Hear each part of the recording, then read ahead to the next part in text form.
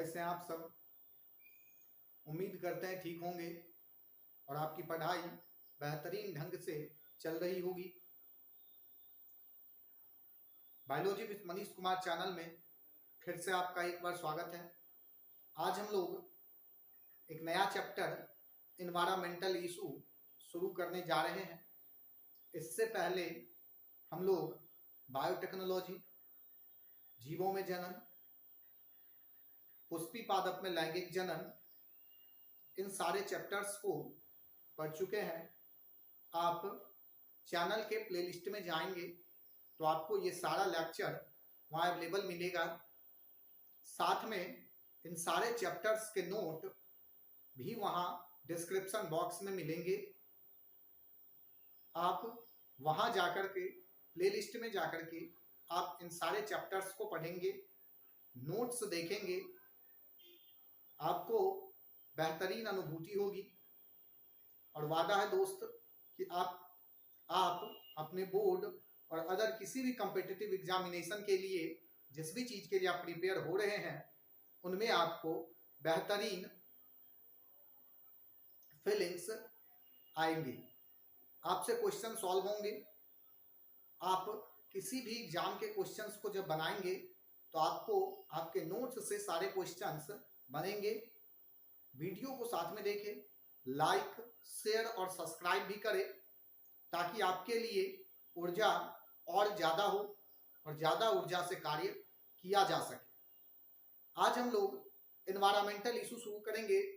बेशक एक छोटा सा टॉपिक है, छोटा सा चैप्टर है आपके 12th के सिलेबस का, लेकिन ये आपके बोर्ड के लिए और साथ के साथ बोर्ड के लिए तो इम्पोर्टेंट है ही, और साथ के साथ आपके जीवन में ये सारी घटनाएं घटती है, ये आपके जीवन के लिए भी एक सीख होगी कि हमको पर्यावरण के लिए क्या करना चाहिए। क्या चीज ऐसा है जो हमारे पर्यावरण को नुकसान पहुंचा सकता है, किन कार्यों को हम ना करें तो हमारा पर्यावरण स्वस्थ रहेगा और किन कार्यों को करने से हमारे पर्यावरण पर निगेटिव इम्पैक्ट पड़ेगा। इन सारे बातों का चर्चा इस वीडियो सीरीज में, इस लेक्चर के सीरीज में हम लोग करेंगे। ध्यान दे करके आप देखेंगे, सारी बातें आपको याद होंगी। पुनः वही बात, डिस्क्रिप्शन में आपको इस चैप्टर्स के नोट मिलेंगे, आप उनको डाउनलोड करेंगे और वीडियो को देखते समय नोट्स को सामने रखेंगे तो आपको ज़्यादा बेहतरीन डिस्क्रिप्शन मिलेगा। चलिए दोस्त, शुरू करते हैं एनवायरमेंटल इशू। एनवायरमेंटल इशू शुरू करने से पहले, यानी कि पर्यावरणीय मुद्दा इसको कहा जा रहा है हिंदी में, तो पर्यावरणीय मुद्दा पे आने से पहले हम लोग पहले पर्यावरण देखेंगे सबसे पहले। उससे भी पहले हम लोग मुद्दा देख लेते हैं कि मुद्दा क्या है। उसके बाद आते हैं पर्यावरण पे, पर्यावरणीय मुद्दा पे आते हैं किस तरह से ये पर्यावरण है। चलिए देखिए जरा, मुद्दा, किसी भी मुद्दा का बात करें तो किसी भी चीज को लेकर के अगर हम लोग बात करते हैं, कोई भी चीज एक टॉपिक को रख करके, जिस टॉपिक को रख करके बात किया जाएगा उस टॉपिक को हम लोग मुद्दा नाम देते हैं। तो इन्वायरमेंटल इशू, पर्यावरणीय मुद्दा, ये आपका ऐसा चैप्टर है, यहाँ मुद्दा, यहाँ टॉपिक है पर्यावरण, और उसी के बारे में हम लोगों को बात करना है, इसलिए चैप्टर का नाम हम लोग पर्यावरणीय मुद्दा देते हैं। चलिए सबसे पहले हम लोग बात कर लेते हैं पर्यावरण का।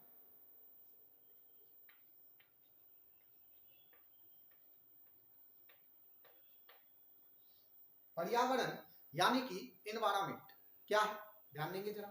पर्यावरण किसी भी जीव के चारों ओर का जो वातावरण है, किसी भी जीव के चारों ओर का जो वातावरण है उसको हम लोग पर्यावरण नाम देते हैं।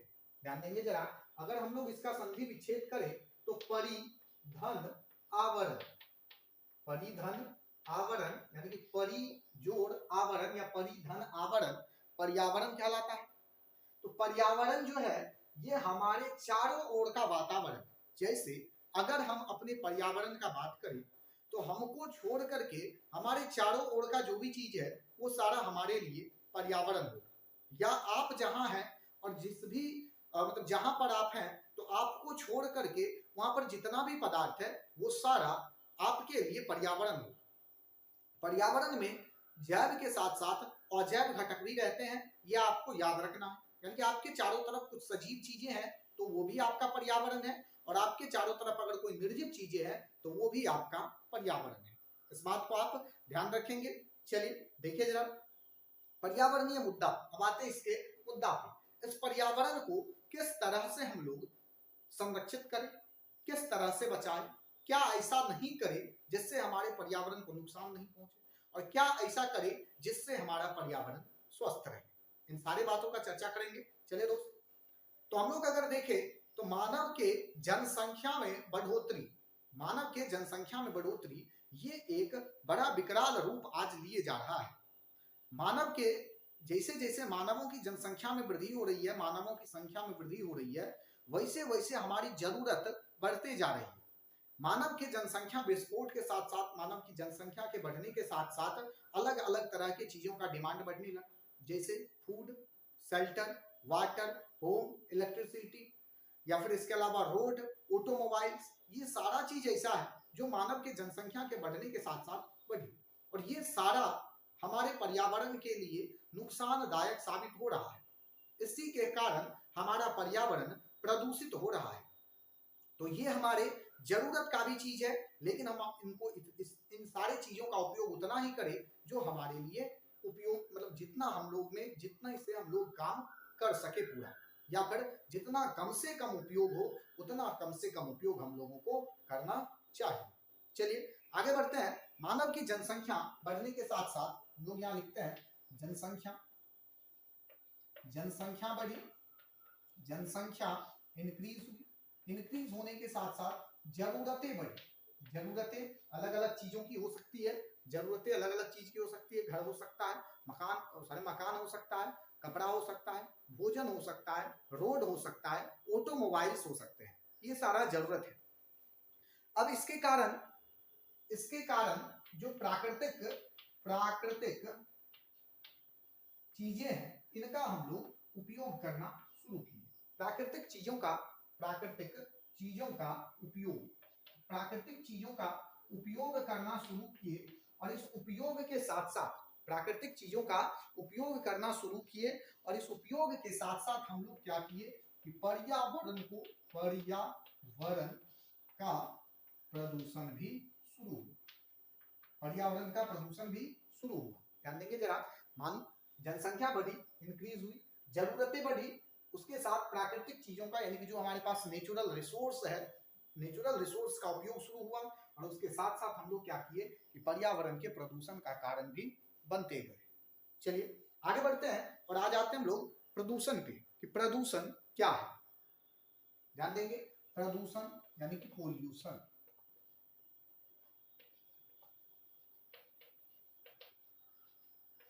पोल्यूशन, प्रदूषण। ध्यान देंगे, undesirable change in anything, unwanted और undesirable change in anything is called pollution. किसी भी चीज में अवांछित परिवर्तन जो होगा उसी को हम लोग प्रदूषण नाम देते हैं। अवांछित कहने का मतलब वो सारा चीज जो हमारे जरूरत का नहीं है, या जो हम नहीं चाह रहे हैं, जो हम ना चाह रहे हैं और ना हमारे जरूरत का है, तो इन सारे परिवर्तनों को हम लोग अवांछित परिवर्तन कहते हैं। तो वो सारा अवांछित परिवर्तन जो हम नहीं चाह रहे हैं लेकिन फिर भी हो रही है, इस तरह के सारे परिवर्तन एक साथ मिलकर के पोल्यूशन यानी कि प्रदूषण का कारण बनता है। अब देखिए, इस अवांछित परिवर्तन में जितना भी सारा चीज हिस्सा लेगा, जो भी चीज भाग लेगा, उसको हम लोग कह देंगे पोल्यूटेंट, या यूं कहे कि जिसके कारण प्रदूषण होगा, जिसके कारण ये अवांछित परिवर्तन हो रहा है, उन सारे पदार्थ को हम लोग नाम देते हैं पोल्यूटेंट। उन सारे पदार्थों को हम लोग नाम देते हैं पोल्यूटेंट, यानी कि प्रदूषक। वो सारा चीज जिसके कारण प्रदूषण होगा उसको हम लोग नाम देंगे क्या, तो पोल्यूटेंट या प्रदूषक। चलिए, प्रदूषण से बचने के लिए, प्रदूषण को रोकने के लिए, प्रदूषण को कम करने के लिए हमारी गवर्नमेंट हमेशा से सतर्क रही है, हमेशा से चौकन्ना रही है। सबसे पहला पोल्यूशन को रोकने के लिए 1986 ईस्वी में पोल्यूशन के लिए एक्ट लाया गया, नियम लाया गया 1986 में, जिसका नाम था इन्वायरमेंटल प्रोटेक्शन एक्ट, यानी कि पर्यावरण को सुरक्षित करने वाला जो नियम है ये 1986 ईस्वी में लाया गया। आप ये भी याद रखेंगे। इन्वायरमेंटल प्रोटेक्शन एक्ट जो है, इन्वायरमेंटल प्रोटेक्शन एक्ट, ये लाया गया 1986 ईस्वी में। चलिए आ जाते हैं लोग अब यहाँ जरा टाइप्स ऑफ पोल्यूशन की। टाइप्स ऑफ पोल्यूशन, प्रदूषण के प्रकार। प्रदूषण के प्रकार।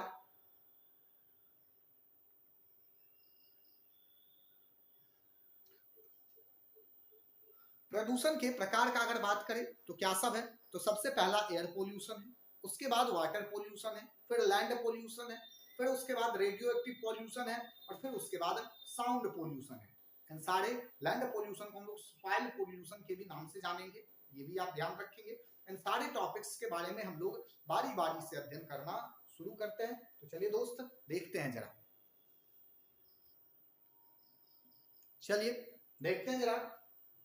वायु प्रदूषण, जल प्रदूषण, मृदा प्रदूषण, रेडियो एक्टिव प्रदूषण यानी कि रेडियो सक्रिय प्रदूषण और ध्वनि प्रदूषण, इतने सारे तरह का प्रदूषण हम लोग जो है तैयार कर रहे हैं, फैला रहे हैं अपने एनवायरमेंट में, अपने पर्यावरण में। बारी बारी से हम लोग सारे प्रदूषण के बारे में जानते हैं। शुरुआत करते हैं लोग एयर पोल्यूशन। शुरुआत हम लोग करते हैं नंबर 1 में एयर पोल्यूशन, वायु प्रदूषण। एयर पोल्यूशन या वायु प्रदूषण देखेंगे जरा क्या है वायु प्रदूषण। वायु हमारे लिए काफी ज्यादा इंपॉर्टेंट है, ये हम सब जानते हैं।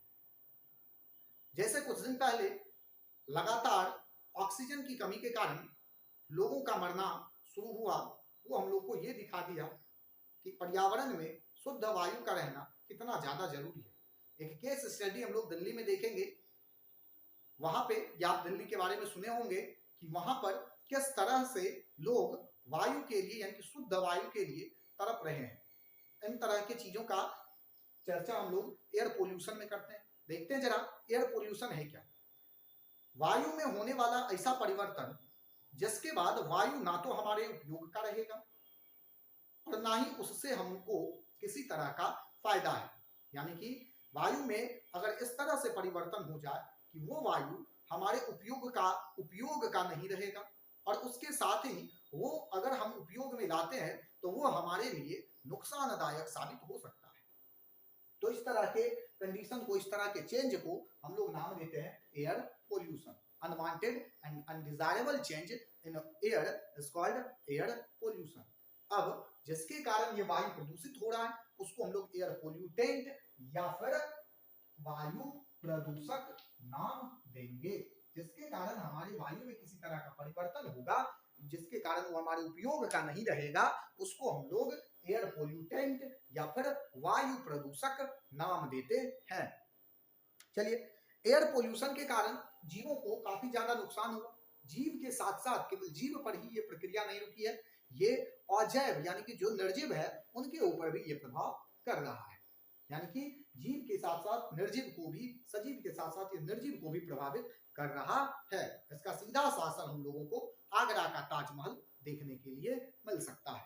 आगरा के ताजमहल पे ये काफी ज्यादा प्रभावित, आगरा के ताजमहल को ये काफी ज्यादा प्रभावित किया है।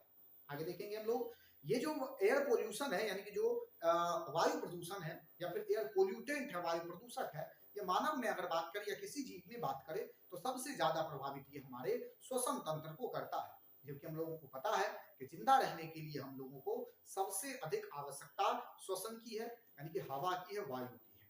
चलिए आगे हम लोग हार्मफुल इफेक्ट, इसका जो अलग अलग इसका जो प्रभाव है यानी कि एयर पोल्यूशन का जो प्रभाव है ये इसके पोल्यूटेंट के कंसंट्रेशन पे डिपेंड करेगा। यानी कि अगर किसी प्रदूषण में, वायु प्रदूषण में एयर पोल्यूटेंट का यानी वायु प्रदूषक का कंसंट्रेशन, सांद्रता अधिक है तो उसके कारण एयर पोल्यूशन का प्रभाव ज्यादा होगा, और अगर सांद्रता प्रदूषक का कम है तो उसके कारण हम लोगों को प्रभाव कम देखने के लिए मिलता है। ये भी आपको याद रखना है। चलिए, अब ये पोल्यूशन, ये पोल्यूटेंट दो तरह का हो सकता है। क्या सब? तो पोल्यूटेंट जो है ये दो तरह का हो सकता है। क्या सब? तो नंबर 1 में हो जाएगा प्राइमरी पोल्यूटेंट, प्राथमिक प्रदूषक, और दूसरा द्वितीयक सेकेंडरी पोल्यूटेंट, द्वितीयक प्रदूषक। क्या लेंगे जरा, जो प्राइमरी पोल्यूटेंट है और जो सेकेंडरी पोल्यूटेंट है ये क्या है। तो प्राइमरी पोल्यूटेंट यानी कि प्राथमिक प्रदूषक का अगर हम लोग बात करें तो ये ऐसा प्रदूषक है जो सीधा एनवायरमेंट में आएगा और हमारे लिए हार्मफुल यानी कि नुकसानदायक साबित होगा, यानी कि इसमें किसी तरह का बदलाव नहीं होगा, सीधा एनवायरमेंट में आकर के ये अगर हम लोगों को प्रभावित कर रहा है तो ये प्राइमरी पोल्यूटेंट है। जैसे कार्बन डाइऑक्साइड, अगर इसका मात्रा ज्यादा बढ़ा तो इसके कारण हम लोग ग्लोबल वार्मिंग का सामना हम लोगों को करना पड़ सकता है। या फिर हिमस्खलन यानी कि हिमस्खलन या हिमस्खलन का जो है यानी कि गर्मी बढ़ने के कारण जो ग्लेशियर में जो बर्फ है वो पिघलने लगेगा, उसके कारण उसका कारण ये भी हो सकता है। तो इस तरह का पोल्यूटेंट प्राइमरी पोल्यूटेंट है। जबकि सेकेंडरी पोल्यूटेंट ऐसा पोल्यूटेंट है जो सीधा आने के बाद प्रभावित नहीं करता है, ये पहले एनवायरमेंट में पहुंचा, ये फिर उसके बाद किसी दूसरे रासायनिक पदार्थों के साथ क्या करता है,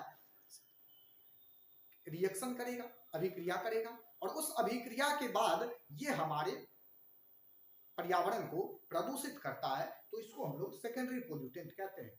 अब हम लोग एक बात और जान ले कि सेकेंडरी पोल्यूटेंट प्राइमरी पोल्यूटेंट की तुलना में काफी ज्यादा नुकसानदायक होता है। इसमें आएगा ओजोन, इसके अलावा PAN peroxy acetyl nitrate, peroxy acetyl nitrate, ये सारा कुछ ऐसा पोल्यूटेंट है, सेकेंडरी पोल्यूटेंट का एग्जांपल है जो सबसे ज्यादा हमारी एनवायरनमेंट को प्रभावित करता है।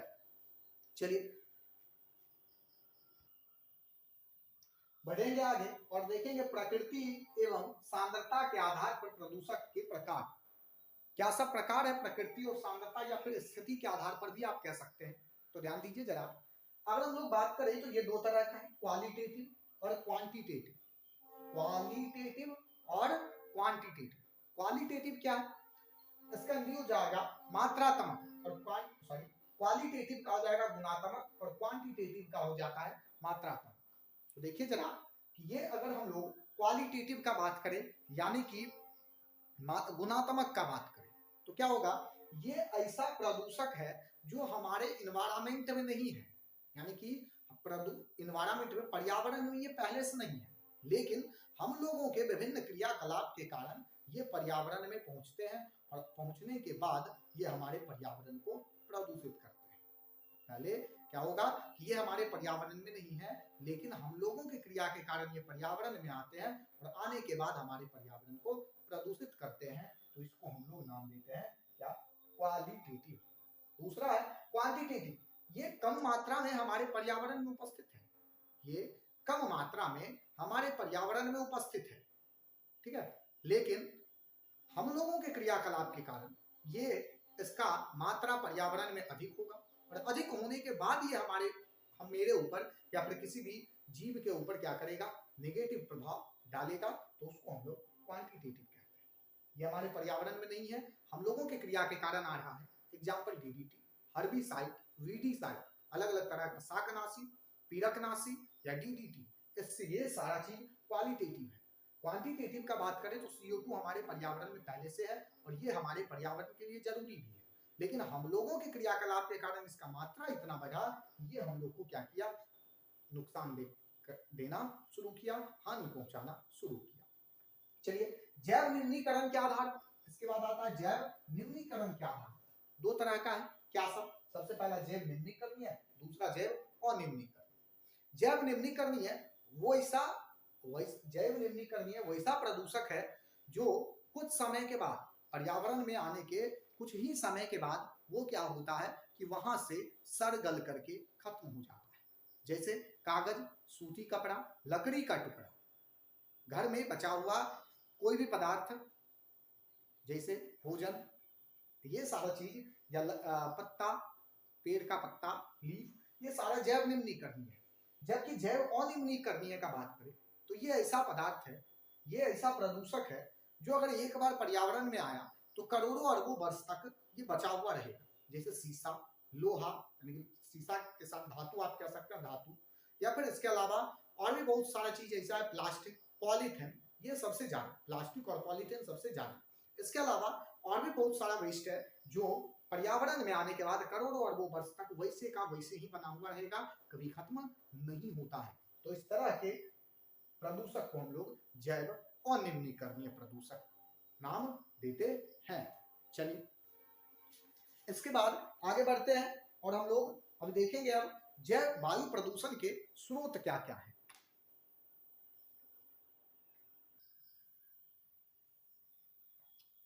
देखेंगे कारण वायु प्रदूषण के स्रोत का, या वायु प्रदूषण का कारण कह सकते हैं, स्रोत या कारण भी आप कह सकते हैं, कोई दिक्कत नहीं है। वायु प्रदूषण के स्रोत कहिए या फिर वायु प्रदूषण के कारण। सबसे पहला औद्योगिक अपशिष्ट, उद्योग से निकला हुआ जो अपशिष्ट है उसको हम लोग औद्योगिक अपशिष्ट नाम देते हैं। औद्योगिक अपशिष्ट वायु प्रदूषण का काफी भयानक कारण है। उद्योग से निकला हुआ धुआं जो है वो पर्यावरण में उपस्थित वायु को सबसे ज्यादा प्रभावित करता है। इसमें कोई भी उद्योग आ सकता है।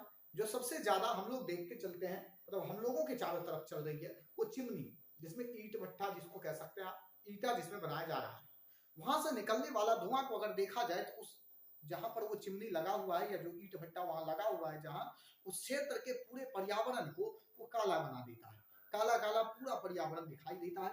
इससे आप अंदाजा लगा सकते हैं कि वहां किस तरह से प्रदूषण फैल रहा है।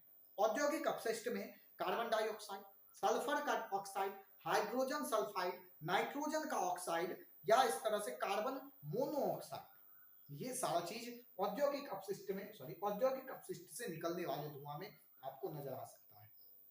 ध्यान देंगे जरा, क्या सब कहा गया, कार्बन मोनोऑक्साइड कहा गया, कार्बन डाइऑक्साइड कहा गया, सल्फर का ऑक्साइड कहा गया, हाइड्रोजन सल्फाइड कहा गया।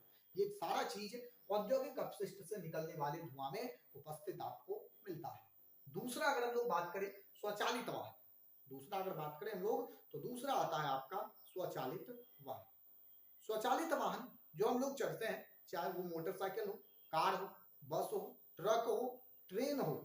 ट्रेन तो खैर अब इलेक्ट्रिक है, लेकिन फिर भी मुख्य रूप से पहले जब ये डीजल पे चलता था या कोयला पे उससे पहले चलता था, तो उस समय में इस तरह का कंडीशन देखने के लिए हम लोगों को मिलता है।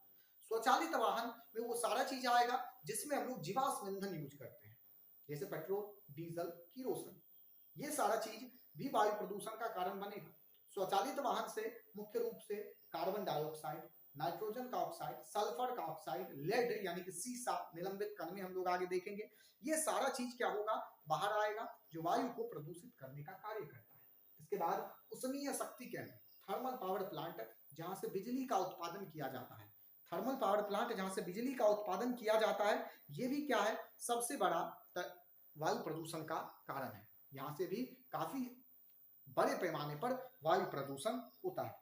थर्मल पावर प्लांट का अगर बात करें तो भारत में अनेक उष्मीय शक्ति केंद्र है जहां से बिजली उत्पादन का कार्य किया जाता है, और ये सारा कारण बनता है वायु प्रदूषण का। ईंधन का जलना, चाहे हम लोग घर में भोजन बनाते समय ईंधन का उपयोग करें, चाहे अभी स्वचालित वाहन में उपयोग करें, चाहे हम लोग जनरेटर में उपयोग करें, या फिर चाहे कहीं और उपयोग करें, ईंधन का अगर हम लोग उपयोग किए तो ईंधन के उपयोग के कारण कार्बन डाइऑक्साइड और सल्फर का ऑक्साइड सबसे मुख्य रूप से जो है उत्पन्न होता है। जैसे कोयला के उपयोग से सल्फर डाइऑक्साइड जो है आपको देखने के लिए मिलेगा।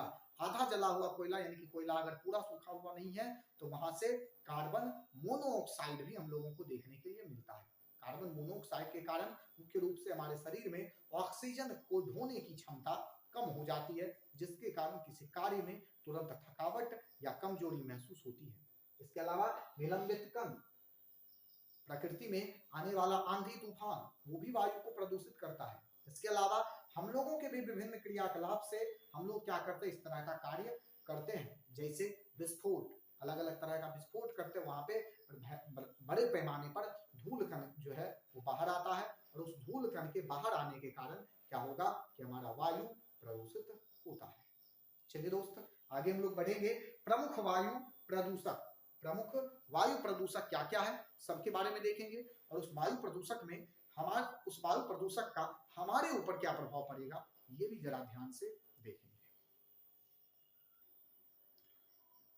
आगे देखेंगे हम लोग प्रमुख वायु प्रदूषक और उसका प्रभाव, कि वायु प्रदूषक तो देख चुके हैं, वैसा पदार्थ जो वायु को प्रदूषित करता है उसको हम लोग वायु प्रदूषक नाम देते हैं, और उसका प्रभाव क्या क्या है और कौन सा ये पदार्थ है जो वायु को प्रदूषित करेगा और उसका हम लोगों के शरीर पर क्या क्या इफेक्ट होगा, ये हम लोग देखेंगे। ध्यान देंगे दोस्त, यहाँ कुछ ही वायु प्रदूषक का बात किया जा रहा है जो प्रमुख है, लेकिन इसके अलावा अत्यंत और भी वायु प्रदूषक है जो हम लोगों के वायु को प्रदूषित करने का कार्य करता है।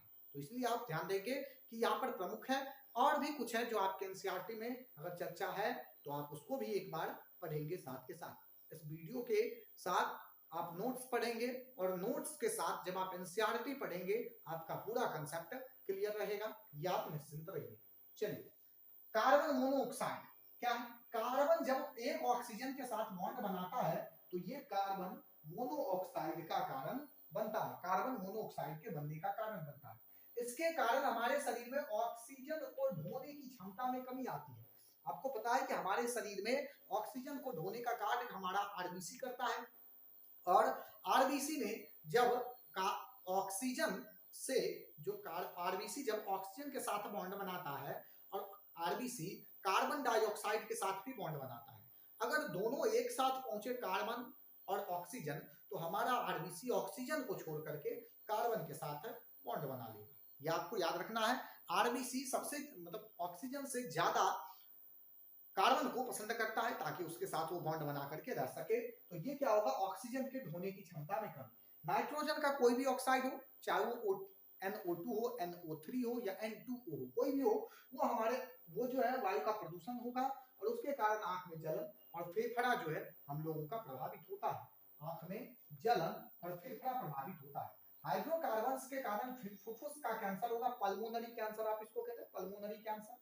CFC क्लोरोफ्लोरोकार्बन, ये तो सबसे ज्यादा महत्वपूर्ण है, सबसे ज्यादा महत्वपूर्ण कहने का मतलब घातक महत्वपूर्ण है। आप यहाँ ध्यान देंगे कि CFC क्लोरोफ्लोरोकार्बन ओजोन परत को भी तोड़ने का कार्य करता है, और इसके अलावा जब इन्वायरमेंट में जाएगा तो ओजोन को कर देगा पतली। अब ओजोन के पतला होने के कारण और भी साइड इफेक्ट होगा, जैसे हम लोगों को स्किन कैंसर का खतरा जो है बढ़ेगा, गर्मी ज्यादा लगेगी, तापमान बढ़ जाएगा, हिमस्खलन होने लगेगा और समुद्र का ऊंचाई, समुद्री स्तर बढ़ेगा और उसके कारण बाढ़ आने की समस्या बनी हुई रहेगी।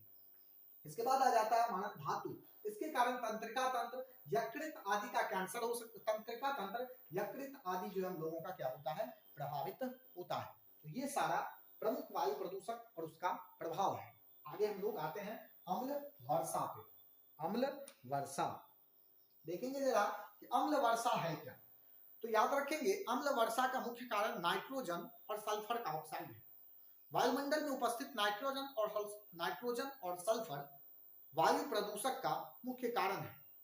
अब ये जो कारण है, मुख्य कारण, अब ये जब नाइट्रोजन का ऑक्साइड और सल्फर का ऑक्साइड जो वायुमंडल में है, ये प्रदूषक जब ऑक्सीजन वाटर के साथ यानी कि वर्षा जल के साथ कॉम्बिनेशन यानी कि कंबाइंड होकर के जुड़ करके अभिक्रिया करके जब पृथ्वी पर आती है तो कारण बनती है किस चीज का, अम्ल वर्षा का। अम्ल वर्षा का पीएच वैल्यू 5 से कम होगा, लेस देन 5। पीएच जो है, पीएच ये लेस देन जब 5 होगी तो हम लोग उस वर्षा को अम्ल वर्षा नाम देते हैं। यहाँ देखेंगे जरा, ये सल्फर का ऑक्साइड है, पहले ऑक्सीजन के साथ मिलकर के सल्फर डाइऑक्साइड का फॉर्मेशन करेगा। अब ये सल्फर डाइऑक्साइड, ये सल्फर डाइऑक्साइड वायुमंडल में मुक्त हुआ, वायुमंडल में उपस्थित ऑक्सीजन के साथ मिलकर के ये क्या करता है, सल्फर डाइऑक्साइड का फॉर्मेशन करता है। इसके बाद ये सल्फर डाइऑक्साइड जब वर्षा जल के साथ मिलेगी तो H2SO4 का फॉर्मेशन करती है, हाइड्रोजन सल्फाइड का।